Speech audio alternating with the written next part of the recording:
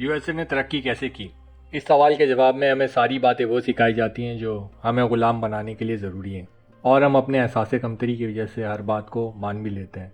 हम ये नहीं देखते कि यूएसए दुनिया को जो सिखाता है दुनिया के फ़ायदे के लिए नहीं सिखाता, बल्कि अपने फ़ायदे के लिए सिखाता है। हमसे कोई बात कर कर ये कह दिया जाए कि अमेरिका में ऐसे होता है, या अमेरिका में रहने वाले वहाँ से आए हुए शख्स ने ये बात कही है, तो हम उस बात को अक्लमंदी की बात मान लेते हैं।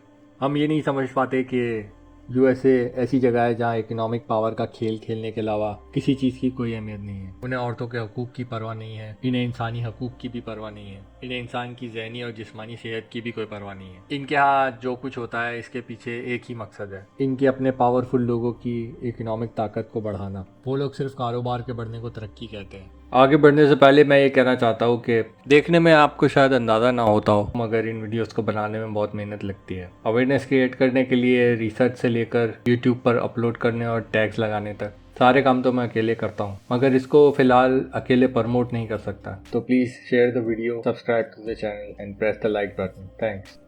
तो यूएसए ने तरक्की कैसे की? यूएसए की तरक्की इल्म और दानाई के बल पर नहीं हुई। हिस्टोरियन क्रिस्टोफर कैली और ब्रिटिश हिस्टोरियन स्टुअर्ट लेकॉक ने एक किताब लिखी है, अमेरिका इन्वेड्स।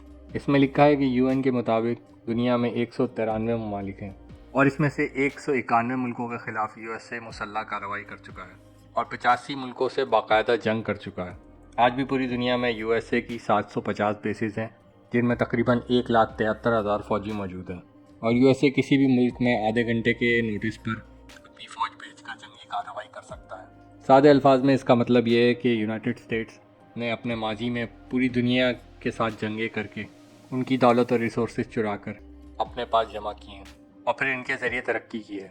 और जिन मुल्कों की इकॉनमीज़ यूएसए ने तबाह की थी, उन मुल्कों के टैलेंटेड लोगों को पैसे और अयाशी का लालच देकर अपने मुल्क में बुलाया, फिर लीगल कॉन्ट्रैक्ट्स, सूदी कर्जे और टैक्सेस के चक्कर में फंसाकर इन टैलेंटेड लोगों का इस्तेहसाल किया, इन्हें इस्तेमाल किया और उसके ज़रिए इकनॉमिक एक्सपेंशन की।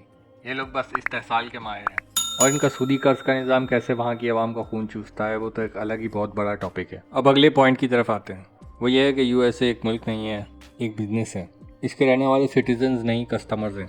इसकी कोई मोरालिटी नहीं है, इसका कोई फ़लसफ़ा नहीं है, इसका मकसद सिर्फ इकॉनमी की ग्रोथ है। इनकी ज़िंदगी का हर फैसला कारोबार की वजह से होता है।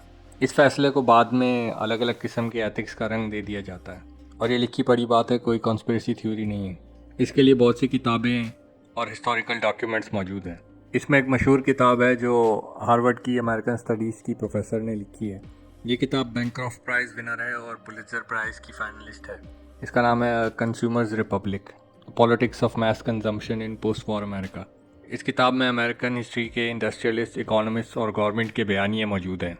इसमें बताया है कि 1921 और 22 के इकोनॉमिक डिप्रेशन के बाद अमेरिका के इकोनॉमिस्ट, इंडस्ट्रियलिस्ट और हुकूमत ने फैसला किया कि उन्हें लोगों को सिखाना होगा कि वो अपना फालतू वक्त अपनी पसंद के कामों में गुजारने की बजाय नया सामान ख़रीदने के लिए मेहनत करने में गुजारें। और उस वक्त के प्रेसिडेंट हर्बर्ट हूवर की इकोनॉमिक चेंज की कमेटी ने इस बात का खैर मकदम किया था। कहा था कि इंसानी ज़रूरियात की ऐसी सीढ़ी बनाएं जिन पर इंसान बस ऊपर चढ़ता रहे। ऐसा इन्होंने इसलिए कहा था कि जितनी ज़रूरियात होंगी इतनी प्रोडक्शन होगी और इतना ही पैसा बनेगा।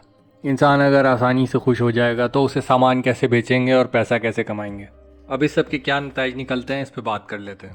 यूएसए में 6 में से 1 शख्स किसी न किसी नफसियाती मर्ज़ की दवाई खा रहा है, क्योंकि वहाँ माशरे के हर मामले को इकनॉमिक फ़ायदे की भेंट चढ़ा दिया गया है। मिसाल के तौर पर वहाँ 18 साल के बच्चे को घर से अलहदा होने के लिए कह दिया जाता है।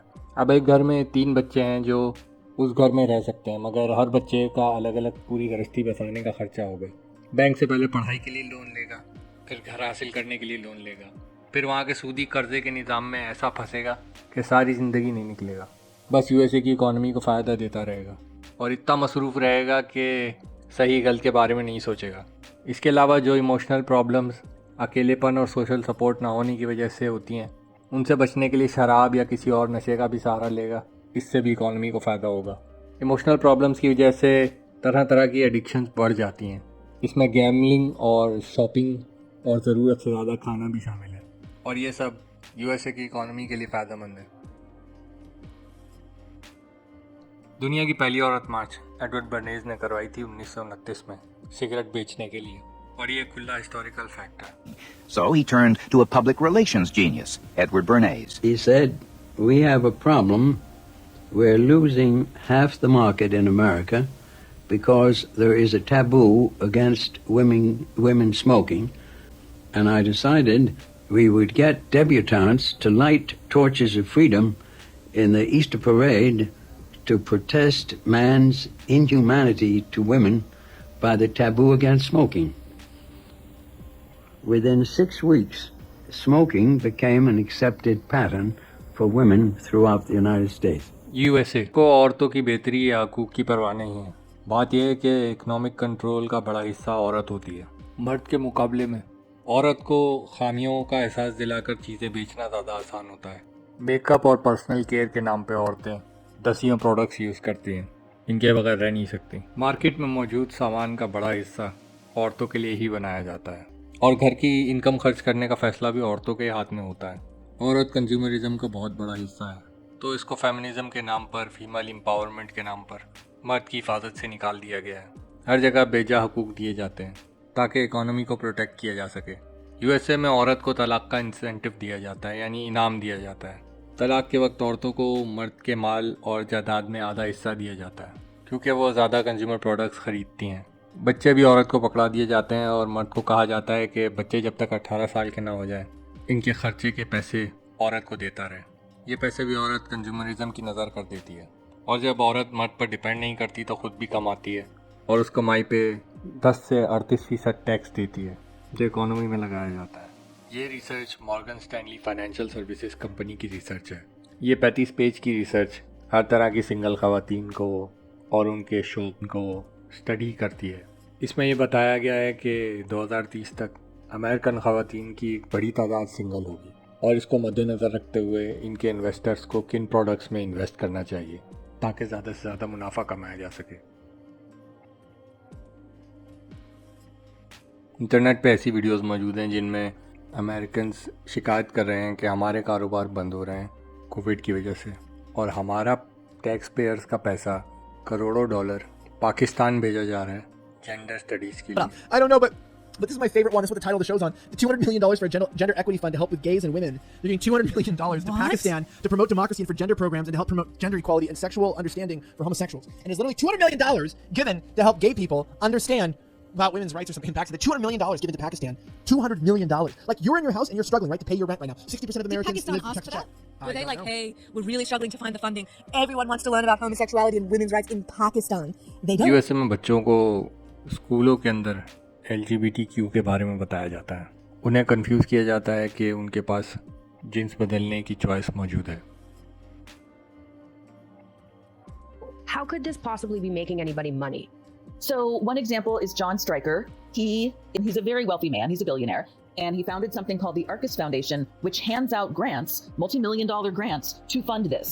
And they literally give money to fund this, yes. And Mr. Stryker is also heir to a medical supply company. So if you sort of you connected that dot pretty quickly. So the medical supply industry stands to gain a lot of money and earn a lot of profit by conducting cosmetic surgeries on confused children and young people.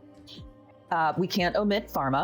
Pharma, of course, makes a ton of profit from putting a generation's worth of children and young people on a lifetime's worth of hormones.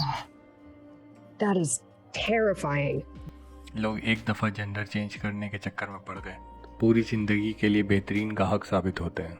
इसलिए LGBTQ को एक बहुत छोटी C minority होने के बावजूद पूरा Hollywood, Netflix, Disney और तमाम मीडिया चैनल्स प्रमोट करने में लगे हुए हैं। हालांकि ये यूएसए के अंदर बहुत छोटी सी माइनॉरिटी है, इसकी कोई तुक नहीं बनती, मगर इस आइडिया को फैलाने से फार्मास्यूटिकल्स का बहुत ज़्यादा पैसा बन सकता है। फिल्मों और ड्रामों में LGBTQ कैरेक्टर्स दिखाना एक मार्केटिंग का हिस्सा है।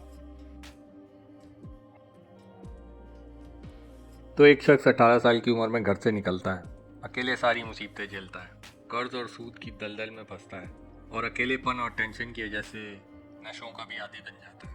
पढ़ाई और घर के लिए कर्ज लेता है, फिर जब शादी करता है तो कर्जे उतारने और बीवी बच्चों के खर्चे उठाने के लिए जॉब पर दिन रात ओवर टाइम करता है।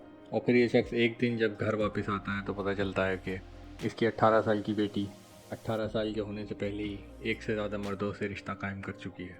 आपको सुनने में बुरा लग रहा होगा मगर ये वहाँ आम बात है।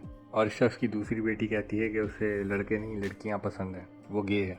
और इस शख्स का एक बेटा कहता है कि वो लड़की बनना चाहता है और ऑपरेशन की तैयारी कर रहा है। यह आदमी इन बच्चों का बाप होने के बावजूद इस मामले में कुछ नहीं कह सकता। और इसी दौरान इसकी बीवी इसको बताती है कि तुम बहुत मसरूफ़ रहते हो, हमारी ज़िंदगी से गायब रहते हो, मुझे कोई और मिल गया है, मुझे तुमसे तलाक चाहिए। और ऐसे सब बर्बाद हो जाते हैं। मगर इस बर्बादी का सारा फाइनेंशियल जोर मर्द पे पड़ता है। ये मजाक नहीं है, ये असलियत है। ये यूएसए की और पूरे वेस्ट की तरक्की है जिसे लोग अपनाना चाहते हैं।